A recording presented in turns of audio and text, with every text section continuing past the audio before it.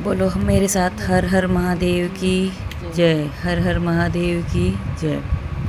जिनके दिव्य केशों पर मंदार के पुष्पों की माला शोभित देती है और जिन भगवान के शंकर के मस्तक पर चंद्र और कंठ में मुंडों की माला पड़ी हुई है, जो माता पार्वती दिव्य वस्त्रों से तथा भगवान शंकर दिगंबर वेश धारण किए हैं, उन दोनों भवानी शंकर को मैं नमस्कार करती हूँ। कैलाश पर्वत के सुंदर शिखर पर माता पार्वती जी ने श्री महादेव जी से पूछा, हे महेश्वर, मुझसे आप वह गुप्त से गुप्त बात कहिए जो सबके लिए सब धर्मों से भी सरल तथा महान फल देने वाले हो। हे नाथ, यदि आप भली भांति प्रसन्न हैं तो आप उसे मेरे लिए कहिए। हे जगन्नाथ, आप यदि मध्य और अंत रहित हैं, आपकी माया का कोई भी पार नहीं है, तो आपको मैंने किस भांति प्राप्त किया है? कौन से व्रत तप तथा दान के पुण्य फल से आप मुझे मिले हैं, यह भी बताइए।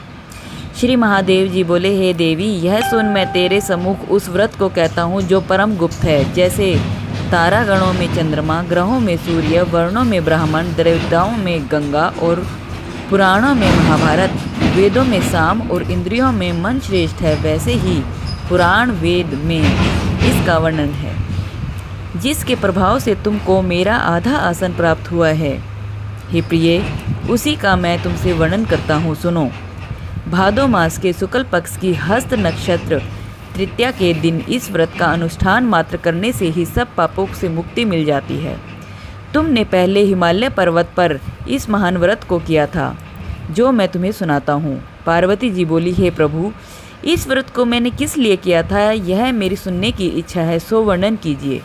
शंकर जी बोले, आर्यव्रत में हिमालय नामक एक महान पर्वत है, जहाँ अनेक प्रकार की भूमि अनेक प्रकार के वृक्षों से सुशोभित है, जो सदैव बर्फ से ढके हुए तथा गंगा की कलकल ध्वनि से शब्दायमान रहती है।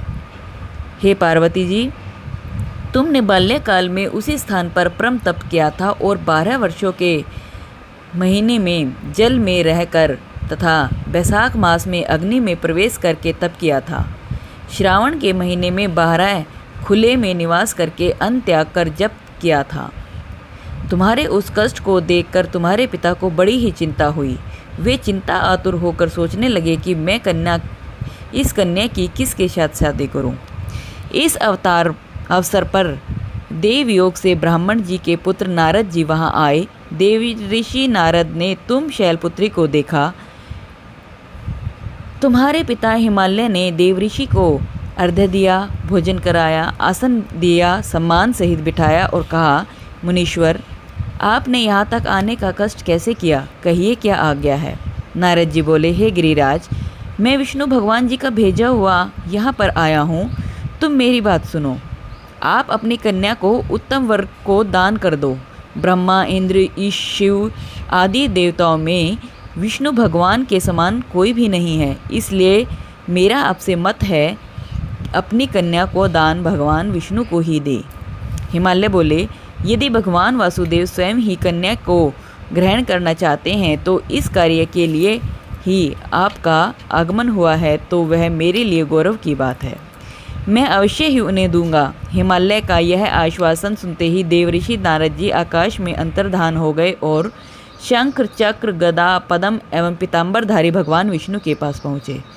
नारद जी ने हाथ जोड़कर भगवान शिव से कहा कि प्रभु, आपका विवाह कार्य निश्चित हो गया है। इधर हिमालय ने पार्वती जी से प्रसन्नतापूर्वक कहा कि हे पुत्री, मैंने तुमको गरुड़ ध्वज भगवान विष्णु को अर्पण कर दिया है। पिता के इन वाक्यों को सुनते ही पार्वती जी अपनी सहेली के घर चली गई और पृथ्वी पर गिरकर अत्यंत दुखी होकर विलाप करने लगी। उनको विलाप करते हुए देखकर उनकी सखी बोली, हे देवी, तुम किस कारण से दुख पाती हो? मुझे बताओ, मैं अवश्य ही तुम्हारी इच्छा को पूर्ण करूंगी। पार्वती जी बोली, हे सखी, सुन, मेरी जो मन की अभिलाषा है वह सुनाती हूँ। श्री महादेव जी के चरणों में वरण करना चाहती हूँ। मेरे इस कार्य को पिताजी ने बिगाड़ना चाहा है, इसलिए मैं निसंदेह ही शरीर को त्याग कर दूंगी। पार्वती जी के इन वचनों को सुनकर सखी ने कहा, हे देवी, जिस वन को तुम्हारे पिताजी ने देखा है, तुम वहाँ से चली जाओ। तब हे देवी पार्वती अपनी सखी का यह वचन सुनकर वहाँ से वन को चली गई। पिता हिमालय ने तुमको घर पर न पाकर सोचा कि मेरी पुत्री को कोई देव, दानव और किन्नर हिरण खाकर ले गया है। मैंने नारद जी को वचन दिया था कि मैं पुत्री को गरुड़ ध्वज भगवान के साथ वरण करूँगा। हाय, अब यह कैसे होगा? यह सोचकर वे चिंता आतुर होकर मूर्छित हो गए। तब सब लोग हाहाकार करते हुए दौड़े और मूर्छा दूर होने पर गिरिराज से बोले कि हमें आप अपनी मूर्छा कारण बताओ। हिमालय बोले, मेरे दुख का कारण मेरी रतन रूपा कन्या को कोई हरण कर ले गया है, सर्प ने उसे डस लिया है। इस प्रकार कहकर गिरिराज जी दुखी होकर कांपने लगे और तीव्र वायु के चलने पर कोई वृक्ष कांपता है, तब पश्चात हे पार्वती, तुम्हें गिरिराज साथियों सहित घने जंगल में ढूंढने के लिए निकल पड़े। सिंह, व्याघ्र, रीछ आदि हिंसक जंतुओं के कारण वन भयानक प्रतीत होता था। तुम भी सखी के साथ भयानक जंगल में घूमती हुई वन में एक नदी के तट पर एक गुफा में पहुंची। उस गुफा में तुमने अपनी सखी के साथ प्रवेश किया और जहां तुम अन्न जल का त्याग करके बालू का लिंग बनाकर मेरी आराधना करती रही। उस समय पर भाद्रपद मास की तृतीया के दिन तुमने विधि विधान से मेरा पूजन किया तथा रात्रि को गीत गायन करते हुए जागरण किया। तुम्हारे उस महाव्रत के प्रभाव से मेरा आसन डोलने लगा। मैं उसी स्थान पर आ पहुंचा जहां तुमने तुम्हारी सखी ने दोनों थी। मैंने आकर तुमसे कहा कि हे वाणने, मैं तुमसे प्रसन्न हूँ, तुम मुझसे वरदान मांग सकती हो। तब तुमने कहा कि हे देव, यदि आप मुझसे प्रसन्न हैं तो आप महादेव जी ही मेरे पति हों। मैं तथास्तु कहकर चला गया। तभी तुम्हारे पिताजी तुम दोनों कन्याओं को ढूंढते हुए उस घने जंगल में आ पहुँचे और बोले, पुत्री, तुम घर से क्यों चली आई? तब पुत्री ने सारा वृतांत सुनाया। तब पिताजी ने कहा कि पुत्र